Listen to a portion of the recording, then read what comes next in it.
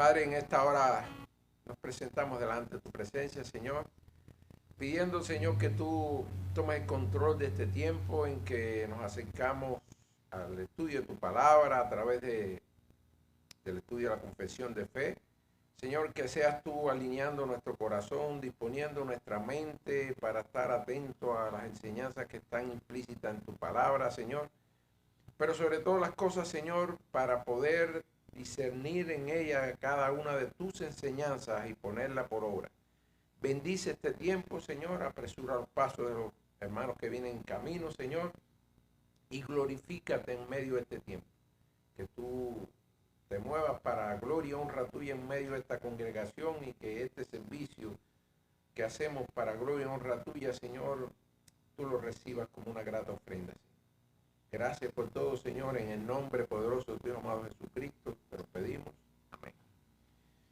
Bueno, hermanos, habíamos empezado la semana anterior con el estudio del capítulo 19 de la ley de Dios. Muy rápido pasamos las principales ideas que habíamos compartido en la clase pasada. Es que Dios le había dado a Adán una ley de obediencia universal, que esa ley Adán en esa prueba de obediencia que el Señor puso delante de él, y que recuerden que esa ley el Señor la había puesto en el corazón de Adán y había puesto también una cláusula especial en esa ley de prohibición de comer del árbol del conocimiento del bien y del mal, y había advertido claramente las consecuencias que iba a traer si comía de ese árbol, que iba a haber condenación, muerte. Y habíamos visto también que a pesar que Adán y Eva los que violaron esa ley, el resultado, las consecuencias de esa desobediencia la heredó toda la raza humana, porque Adán representaba ahí a toda la raza humana, es decir, era cabeza federal. Y por esa razón todas las generaciones que han venido posteriormente a esos primogénitos de la creación que fueron Adán y Eva, bueno, heredaron esa herencia pecaminosa. Habíamos visto también que esa ley que dio Dios a Adán y a Eva allí en el jardín del Edén no ha cambiado, sino que la que llega a nuestros días sigue con la misma naturaleza divina, con esa naturaleza perfecta, santa, con que el Señor originalmente las puso en conocimiento de Adán como primer hombre, donde el Señor depositó esa ley. Llegamos a este segundo párrafo, que es la continuación de esa primera idea que habíamos compartido en la clase pasada. Estamos en la página 29, hermano, de la Confesión de Fe. Vamos a leer el segundo párrafo. Dice: la misma ley que primeramente fue escrita en el corazón del hombre continuó siendo una regla perfecta de justicia después de la caída. Es decir, nos está aclarando enfáticamente la confesión de fe que esa ley, aunque la caída representó el cambio de la condición del hombre, no cambió y fue dada por Dios en el monte de Sinaí en 10 mandamientos y escrita en 2 tablas. Los 4 primeros mandamientos contienen nuestros deberes para con Dios y los otros 6 nuestros deberes para con los hombres. En pocas palabras, hermano, esa ley escrita inicialmente en el corazón de Adán y después reiterada en estas tablas en el monte de Sinaí por Dios, en su esencia no cambió. Por eso en la clase la hemos titulado así: la ley de Dios no cambió después de la caída. Las ideas principales que aborda este párrafo son las siguientes: la continuidad de la ley moral, la ley que se le dio a Adán antes de la caída, no cambió su esencia después del pecado. Sigue siendo el estándar de justicia de Dios. la codificación de esa ley ahí en el Sinaí. Recordemos que fue Moisés quien subió con esas tablas, estuvo 40 días y 40 noches ahí en la presencia del Señor, y el Señor con su propia mano escribió esta ley. Dice: lo que antes estaba escrito en el corazón o en la conciencia del hombre de sí, en Adán, que fue el que inicialmente recibió esa ley, Dios lo hizo explícito y formal al entregarlo por escrito a Moisés. Las escrituras de la ley, es decir, las dos tablas con que a donde fue reflejada esta ley, tiene una división lógica: amor a Dios y amor al prójimo. Después de la caída del hombre, y cuando Dios estableció el plan de salvación por medio del Mesías, ya no se ofrecía la vida eterna por obedecer la ley. Sin embargo, la ley no desapareció, sigue mostrando lo que Dios quiere y continúa siendo una guía de toda persona, que toda persona debe obedecer en su vida. En esencia, esa ley, aunque fue inicialmente puesta en el corazón de Adán y después escrita sobre esas tablas, en esencia siguió siendo la misma, a pesar que la condición del hombre después de la caída cambió totalmente. Ahora, ¿qué significa que? Porque inicialmente este capítulo empieza así, diciendo que Dios había escrito o depositado en el corazón de Adán esta ley. ¿Qué significa que la ley estaba escrita en el corazón del hombre? Porque pudiéramos decir, ¿cómo el Señor escribió en el corazón? Pero imaginemos que hubiera escrito cómo se las arreglaba Adán para leerla, porque no se iba a abrir el pecho para ver su corazón. Pero eso es simbólicamente una manera de decir de cómo el Señor depositó en el corazón, en la conciencia de Adán, esta ley. Dice: cuando decimos que Dios creó al hombre con la ley escrita en su corazón, no significa que Adán tuviera mandamientos escritos como una tabla, sino que fue creado con una naturaleza moral recta. Es decir, estaba implícita en la condición con que fue creado Adán esa naturaleza moral recta. Recordemos que el Señor creó a Adán de una manera santa, perfecta, para vivir en comunión con Él, lo cual fue afectado por el pecado, pero inicialmente fue creado con todas las condiciones para que tuviera una moral recta, una santidad que le permitiera estar en la presencia del Señor. Es decir, Adán tenía un conocimiento interno de lo bueno y de lo malo. Tenía una conciencia pura que le guiaba correctamente. Tenía la capacidad de obedecer a Dios de manera perfecta. Recordemos que habíamos dicho en la clase pasada que el Señor no se queda en su creación a medias en nada. Y no solamente le había dado esa ley puesta en el corazón, sino que le había dado la capacidad a Adán para poder obedecerla sin ningún problema. En otras palabras, la ley estaba grabada en su ser, en su mente, en su corazón, como parte de un diseño original. Pudiéramos hacernos una pregunta: bueno, si ya estaba esa ley en el corazón de Adán, ¿por qué fue después necesario? Y cuando decimos en Adán, todas las generaciones que vinieron después de él, así como heredaron la condición pecaminosa después de la caída de Adán, también heredamos esa condición, esa ley natural que el Señor puso como parte de su diseño en Adán. También nosotros la tenemos. Ahora, pudiéramos preguntarnos, ¿por qué fue necesario que Dios escribiera la ley de los 10 mandamientos si ya estaba en el corazón del hombre? Fue necesario porque después de la caída, aunque la ley no desapareció, recordemos, eso era parte del diseño de Dios, y los que vinimos atrás conservamos ese diseño inicial del Señor, es decir, haciendo la salvedad, es decir, que ese diseño fue afectado después de la caída, y esa defecto que se introdujo en ese diseño original lo heredamos nosotros también, pero nosotros conservamos una buena parte de ese diseño original que el Señor puso en Adán. Pero recordemos, ahí el gran problema fue la caída. Es decir, después que de la caída, aunque la ley no desapareció, quedó afectada, debilitada y distorsionada sobre todo, hermano, por el pecado. El pecado no solo afectó la voluntad, afectó toda la persona, incluida la mente y el corazón, lo que le llaman los teólogos como un efecto total del pecado, total depravación.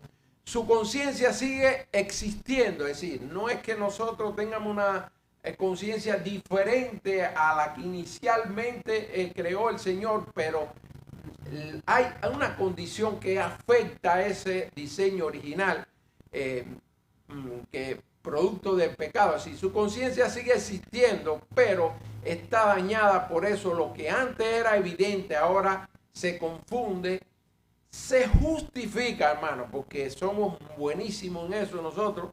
Siempre le estamos echando la culpa de nuestra falta, de nuestros pecados a otros.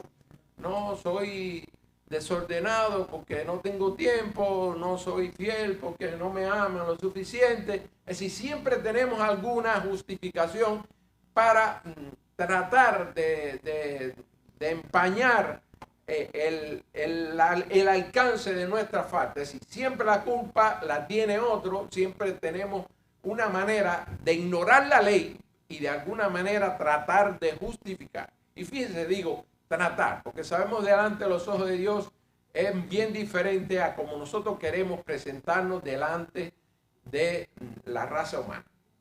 Aunque la ley sigue en el interior del hombre, el pecado distorsionó el entendimiento, la conciencia, el juicio moral.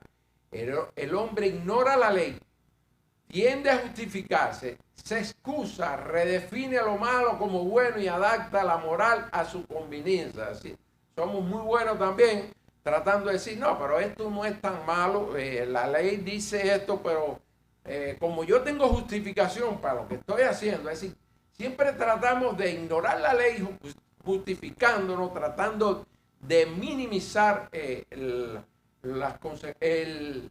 efecto que hay, que debía haber en todo ser y sobre todo en los cristianos, de obedecer la ley sin buscar pretextos para no hacerlo. Es decir, siempre tratamos de buscar una manera de autojustificarnos, de sentirnos bien con nosotros mismos. Es decir, no cumplí la ley, pero hay un pero siempre que trata de suavizar la manera en que nosotros mismos nos vemos ante Dios. Sabemos que esa imagen distorsionada que nosotros tenemos de nuestra falta y nuestros pecados no llegan de la misma manera ante los ojos de Dios, que nos ve.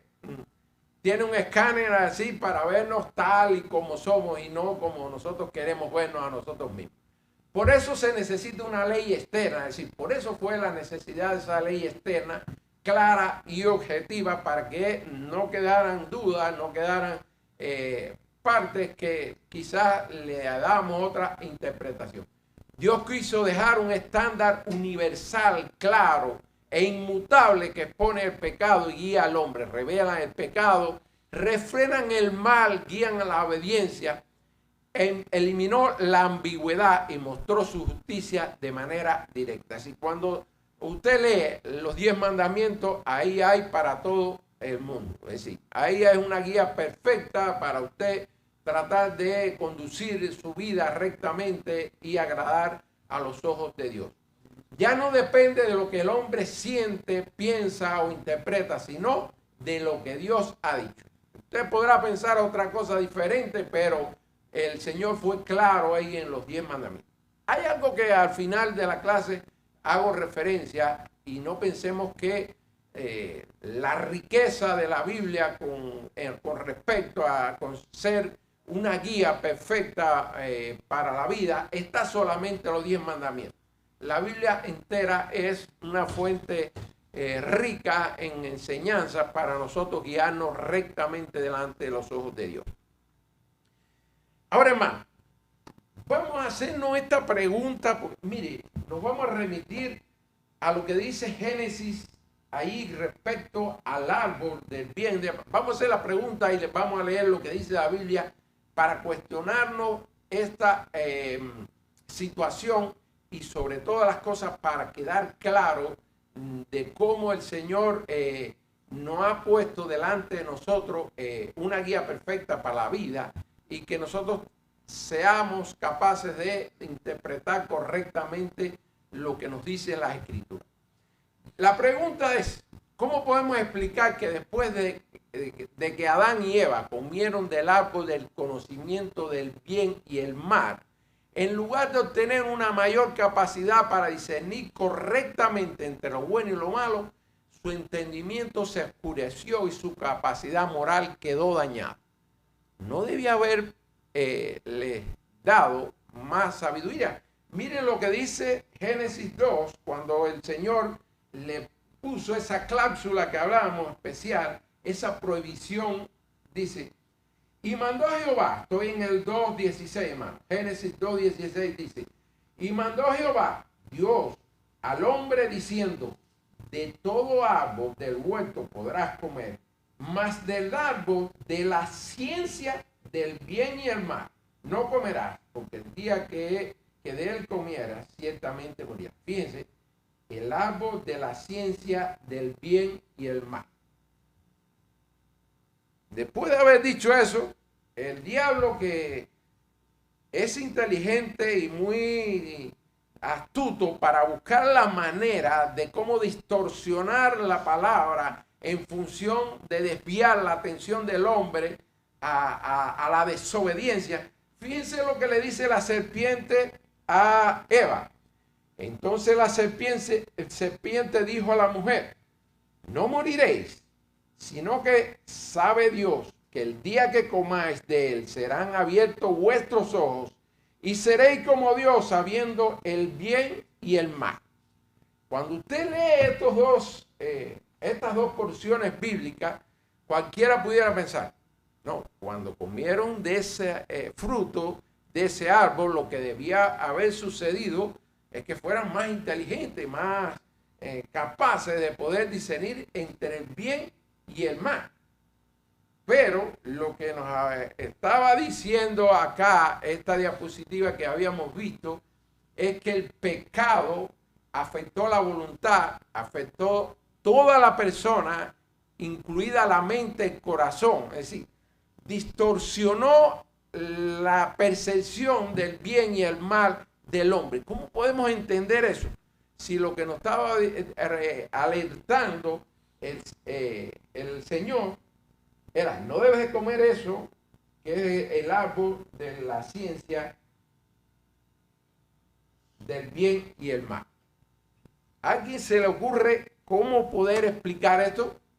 No es una paradoja aparente que nosotros estamos viendo. Es decir, es algo que pudiera parecer, bueno, si comió de un árbol que dice que es de la ciencia, el conocimiento del bien y el mal, el resultado debía ser, aunque estamos claro que era una desobediencia, pero no estamos hablando de esa parte, sino después que usted comió, el efecto que debió haber dado en su organismo, en su mente, era que fuera más inteligente, más capaz de discernir del tema del bien y el mal, porque dice que era el árbol de la ciencia del bien y el mal. Lo que primeramente tenemos que dejar bien claro es aclarar qué tipo de conocimiento tuvieron realmente Adán y Eva al desobedecer, porque ese conocimiento no los iluminó, sino que los esclavizó al pecado.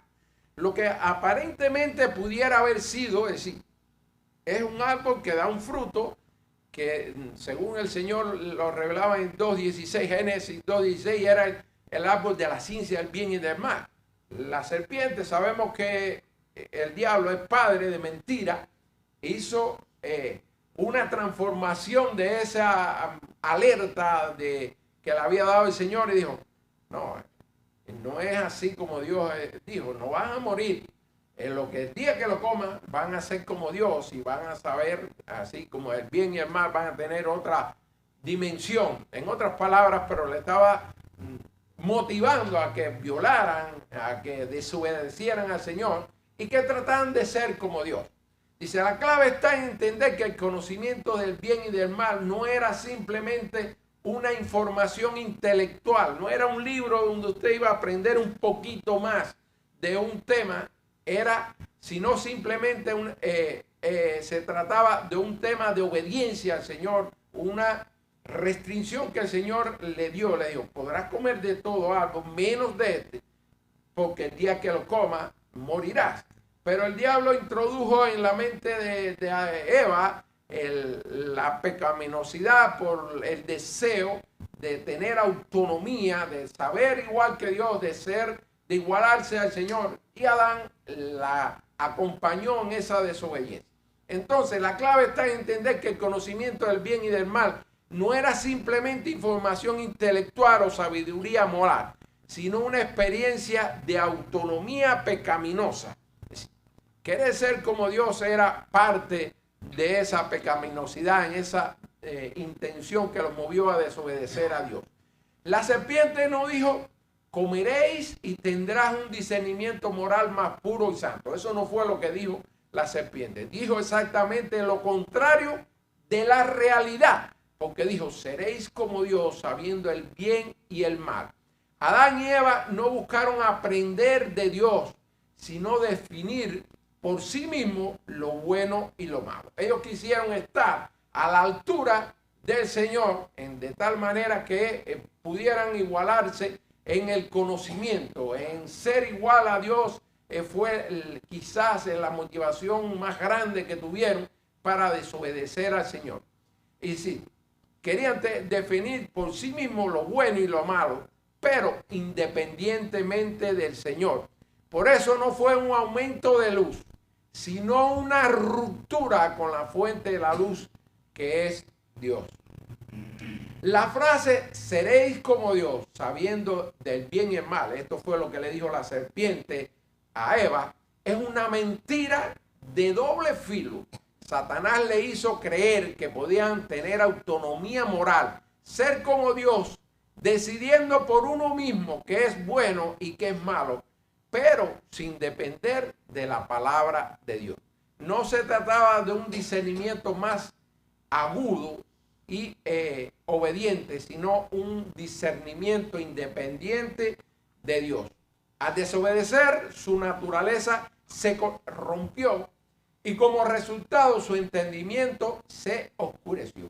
Ahí podemos ver la esencia de cómo parece una paradoja que después de haber comido del fruto, en lugar de tener un discernimiento más agudo del bien y el mal, se oscureció. El pecado cubrió la capacidad de ellos de poder tener un discernimiento adecuado y arrastraron con él a las generaciones que siguieron después de ellos con esta naturaleza pecaminosa.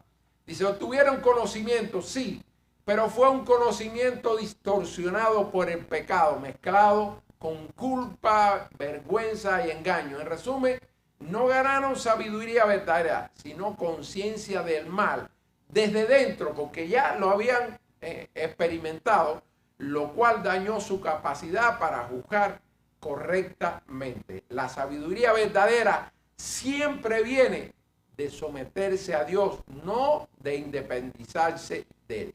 Miren cómo estos tres versículos, disculpen, nos dejan claro que solamente buscando a través del Señor sabiduría que nosotros podemos tener la sabiduría verdadera, la necesaria. Dice Proverbios 1:7, al principio de la sabiduría es el temor de Jehová.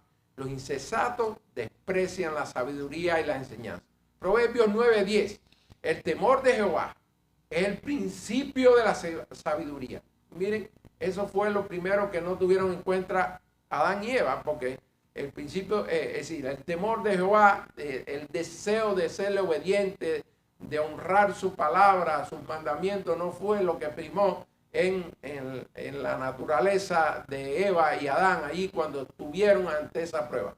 El temor de Jehová es el principio de la sabiduría y el conocimiento del Santísimo es la inteligencia.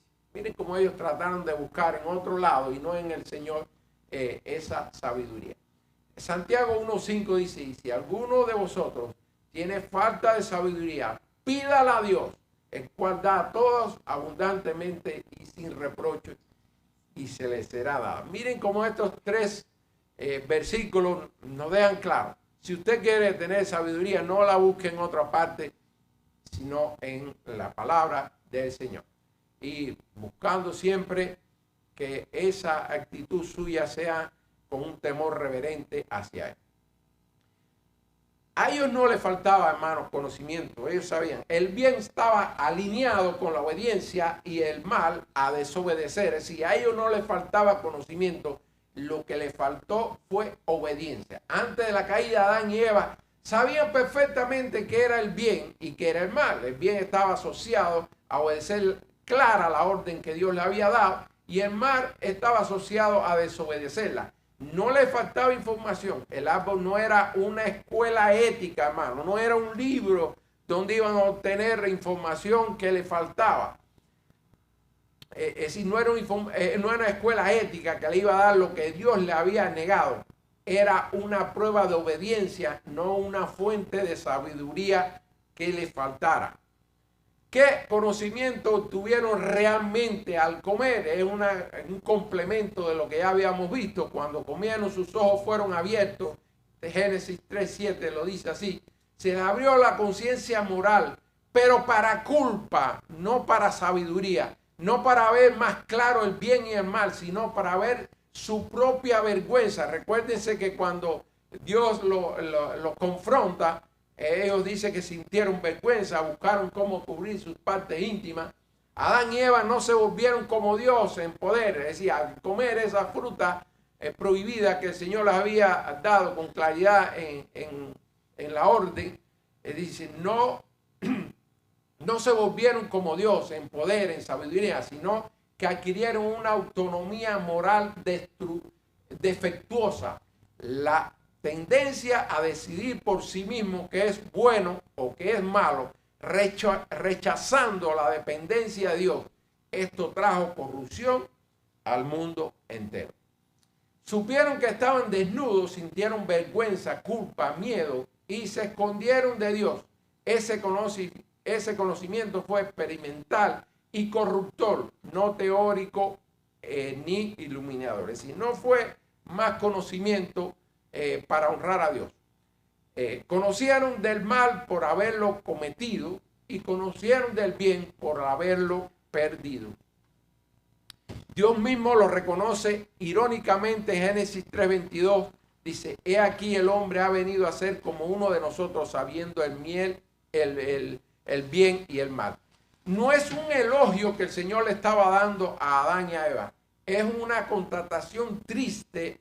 Ahora el hombre sabe el bien y el mal a la manera de Dios. Pero miren, pero sin la santidad de Dios. Sabe por experiencia directa lo que es la rebelión, la culpa y la muerte. Es un conocimiento que mancha en vez de purificar. ¿Qué significa que esta ley? Porque el párrafo nos dice que es una regla perfecta de justicia que el Señor nos dejó después de la caída. Un poquito para detallar qué significa regla perfecta de justicia. Esta ley que el Señor puso en conocimiento de toda la humanidad ahí, revelada a Moisés en el monte de Sinaí. Dice, la regla perfecta de justicia significa que la ley que Dios dio es el estándar completo, exacto y sin error de lo que es correcto delante de Él. Es la medida perfecta que define qué es justo, bueno y recto, tanto en lo que pensamos como en lo que hacemos. Incluye tres ideas principales. Perfecta, que no le falta nada, ni tiene error. Es una regla porque sirve como norma o guía para evaluar la conducta. Y justa porque define lo que es correcto según el carácter de Dios y no conforme a nuestra apreciación. Es el patrón divino que muestra cómo debe vivir el hombre para agradar a Dios en todo. No se adapta al hombre caído, sino que sigue mostrando cómo debe vivir el hombre delante de Dios. No fue que el Señor dijo, espérate, el hombre falló, ahora vamos a modificarlo para adaptar la ley a la condición del hombre. No fue así, hermano.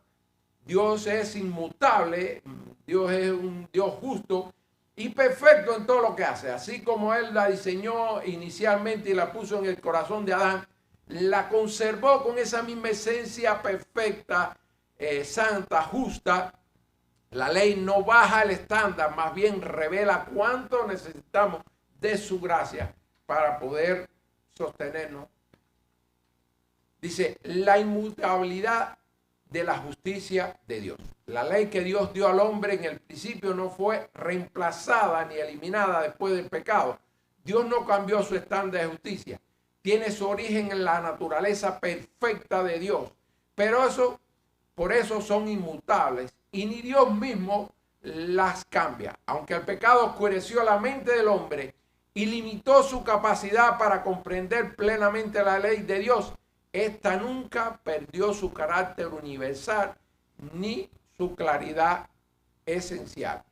Sigue siendo lo suficientemente luminosa, es decir, aunque aún la condición del hombre después de la caída no es la misma y quedó distorsionada la manera con que percibimos las cosas, y esa condición pecaminosa, como decíamos al principio, afectó la mente, la voluntad del hombre.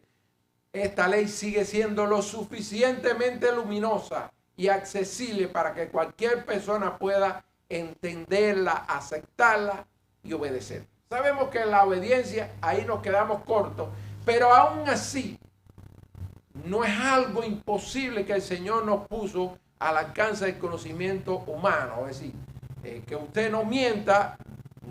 Usted puede, por ejemplo, ubicándonos específicamente en uno de sus mandamientos, es decir, no nos puso algo que el hombre fuera incapaz de alcanzarlo o que no fuera capaz de entenderlo. Fue lo suficientemente claro para que nos pudiera servir de guía para nuestra vida. Aún en nuestra condición caída, aún esa ley no perdió esa posibilidad de ser clara y suficiente para guiarnos correctamente.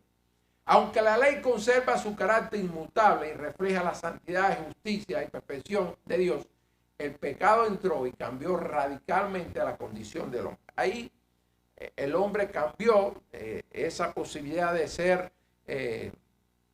perfecto, santo delante de Dios. Por eso es que estamos separados de la presencia de Dios por esa condición pecaminosa. Por eso fue que el Señor desterró a Adán y a Eva del jardín del Edén, porque ya habían perdido esa condición inicial con que fueron creados.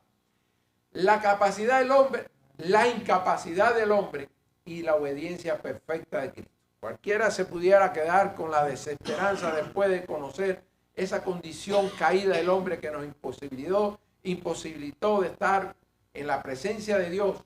Pero sabemos que ante esa incapacidad del hombre de poder obedecer la ley y por tanto estamos destituidos de la presencia de Dios, ahí el Señor ideó la solución perfecta a través del sacrificio de nuestro Señor Jesucristo.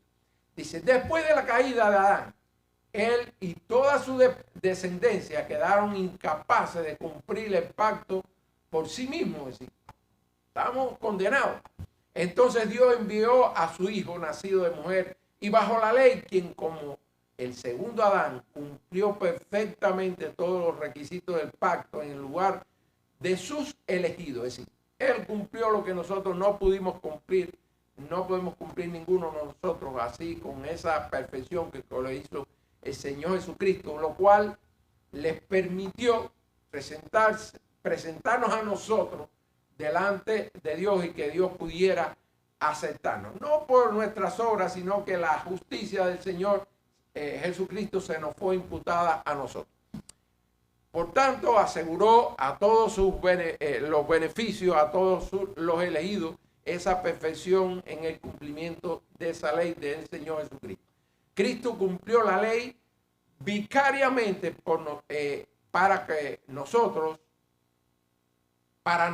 como condición de vida, y en esa base somos justificados. Los 10 mandamientos, que es lo que finalmente hace alusión el párrafo, los 10 mandamientos fueron dados por la voz de Dios sobre el monte de Sinaí, escritos por él mismo en 2 tablas. No es que se lo dictó para que Adán lo escribiera en la tabla, fue escrito por la propia mano del Señor.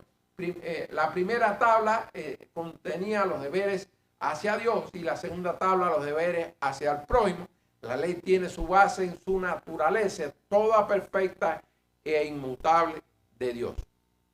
Nuestros deberes vienen de nuestra relación con Dios y con los demás, pero todo se basa en el carácter inmutable de Dios y su voluntad revela ese carácter con autoridad.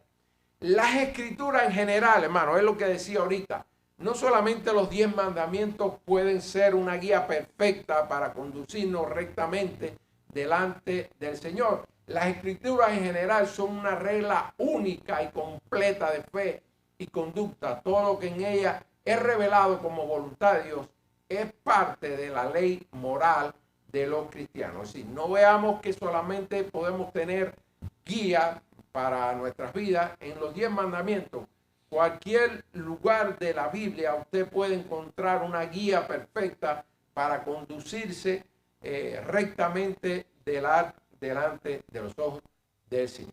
De esta manera, hermano, concluimos este segundo párrafo que hace referencia a este carácter inmutable de la ley de Dios, que aunque la caída afectó la capacidad del hombre para poder percibir correctamente y poder discernir correctamente entre bien y el mal, no varió en nada la ley que el Señor reveló a través de las tablas y lo que inicialmente había revelado en el corazón de Adán y Eva. Les pido, hermanos, que me acompañen en oración para terminar este tiempo. Padre, gracias por esta oportunidad que nuevamente nos das de venir a tu casa, Señor, de relacionarnos, acercarnos a ti, Dios mío, a través del estudio de este documento que nos ayuda a profundizar en el conocimiento de tu verdad. Y sobre todas las cosas, Señor, te pedimos que tú nos ayudes a poner por obra.